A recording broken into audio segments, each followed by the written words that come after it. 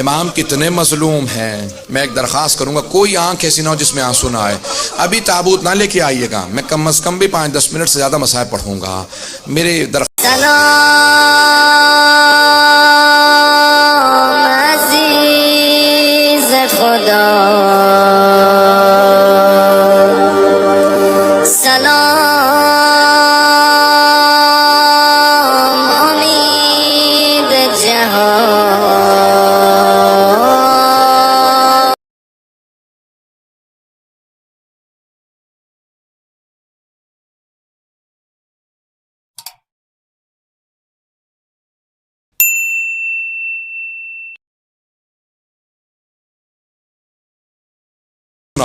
بنا پر روایت شب شہادت ہے نا، امام کتنے مظلوم ہیں۔ میں ایک درخواست کروں گا، کوئی آنکھ ایسی نہ ہو جس میں آنسو نہ آئے۔ ابھی تابوت نہ لے کے آئیے گا، میں کم از کم بھی 5-10 منٹ سے زیادہ مصائب پڑھوں گا۔ میرے درخواست ہے، ذرا ایک مرتبہ تصور کی جگہ اس جملے پہ کہا، دیکھو واسطہ کیا دیا تھا، پروردگارہ میری مظلومیت کا واسطہ۔ آپ نے کبھی امام کے لقب پہ غور کیا؟ امام کا لقب کیا ہے؟ امام کا لقب ہے غریب الغرباء۔ اب وہ خود بتا رہے ہیں، دیکھو میں کتنا مظلوم ہوں، میں غریب ہوں، غریب الغرباء۔ جو وطن سے دور ہوتا ہے نا اسے غریب کہتے ہیں۔ مدینے سے سب سے زیادہ دور امام رضا ہے۔ امیر المؤمنین کے پاس بھی حضرت آدم ہے، حضرت نوح ہیں، انبیاء دفن ہے نا مولا کی بارگاہ میں۔ امام حسین کے پاس بھی حضرت علی اکبر ہیں، حضرت علی اصغر جناب قاسم، امام موسیٰ کاظم کے پاس امام محمد تقی ہیں، امام علی نقی کے پاس امام حسن عسکری۔ ہر امام کے پاس کوئی ہے۔ جنت البقیع میں 4 امام اکٹھے ہیں، لیکن ایک امام ہے جو دور بھی ہیں اور تنہا بھی ہے، اکیلے بھی ہیں۔ جب ایک مرتبہ ایک شاعر لکھ رہا تھا نا، مرثیہ لکھ رہا تھا، اس نے لکھا کہ ایک نجف اشرف میں امام ہے، ایک کربلا میں ہیں، 4 مدینے میں جنت البقیع میں، ایک آزمین میں۔ امام نے کہا میں تیرے اس شعر میں اضافہ کر دوں مرثیے میں؟ امام نے کہا، اس نے فوراً کہا ہاں مولا فرمائیے۔ امام نے کہا وَقَبْرٌ بِطُوسٍ یا لہا من مصیبہ، کا ایک قبر طوس میں ہے جو بڑے مصائب کے ساتھ ہے، وہ تب تک تنہا رہے گا جب تک مہدی کا ظہور نہیں ہو جاتا۔ کہا مولا یہ میں طوس کی کون سی قبر ہے، میں جانتا نہیں ہوں۔ امام نے کہا یہ بھی بنی نہیں ہے، وہاں میرا روضہ ہوگا، وہاں میرا روضہ ہوگا۔ میں آپ سے روک کے ایک درخواست کروں گا، اگر سب مجھے دیکھ سکیں، میں ایک جملے کو پیش کرنا چاہتا ہوں۔ تقریباً 20 برس پہلے میں امام کی شہادت پہ ان کے روضے میں گیا زیارت کے لیے۔ جب میں قم مقدس میں پڑھتا تھا تو میں جب گیا وہاں پہ تو مختلف تابوت لائے جا رہے تھے امام کے حرم میں۔ ایک ایسا تابوت لایا گیا جس پہ انگور تھے، اور خواتین نے برقعوں میں تابوت کو پکڑ رکھا تھا۔ کچھ مرد حفاظت کے لیے تھے، اس پہ اتنی رقت تھی کہ میری کیفیت بدل گئی، میں منقلب سا ہو گیا۔ میں آگے بڑھ کے مردوں سے پوچھنے لگا یہ خواتین تابوت کیوں لائی ہیں؟ کہا آپ سید ہیں، آپ نے یہ روایت نہیں دیکھی؟ ایک ایسی روایت ہے نا، امام کا تابوت خواتین نے اٹھایا تھا۔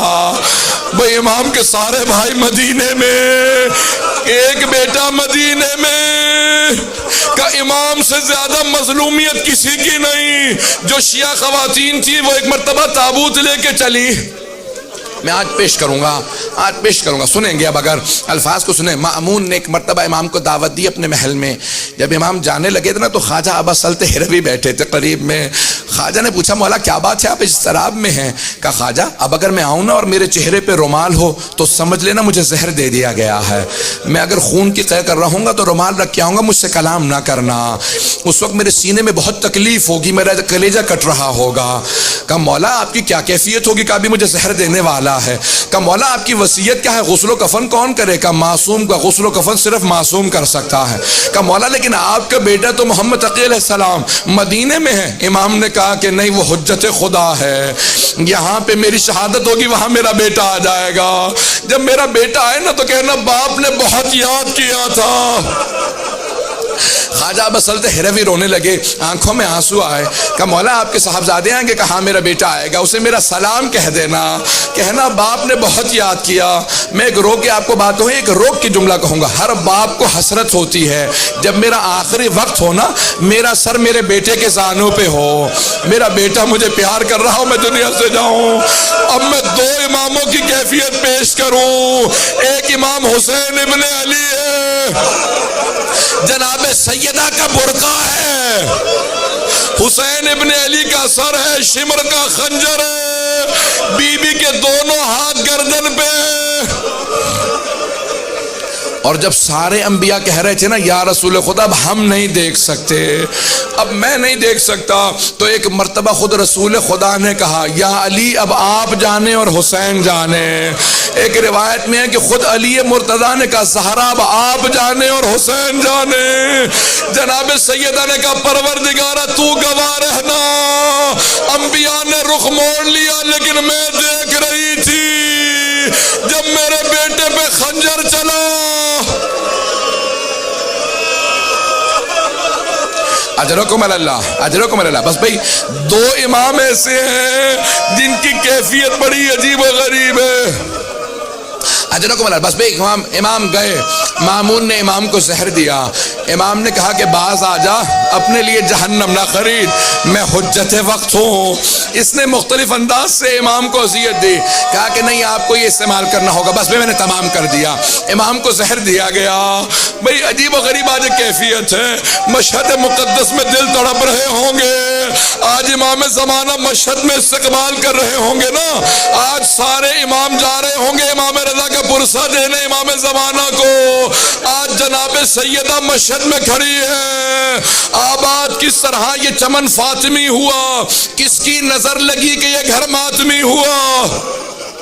بس ایک مرتبہ امام رضا کو زہر دے دیا، امام نے چہرے پہ رومال رکھا، کلیجہ کٹنے لگا، امام اٹھے گھر تشریف لے آئے، جیسے گھر پہنچے دیکھا خواجہ ابا سلط ہروی کھڑے ہیں، وہ رونے لگے، کہا مولا کیا کیفیت ہے؟ امام نے انگلی سے اشارہ کیا خاموش رہو، میرا پورا کلیجہ کٹ رہا ہے۔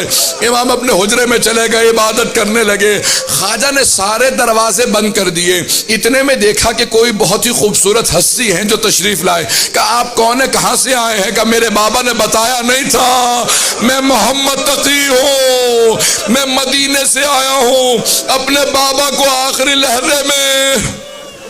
ایک مرتبہ امام محمد تقی علیہ السلام آئے، کہا خواجہ ہٹ جانا، کبھی زحمت کا سبب نہ بننا، معصوم کو صرف معصوم غسل دے سکتا ہے۔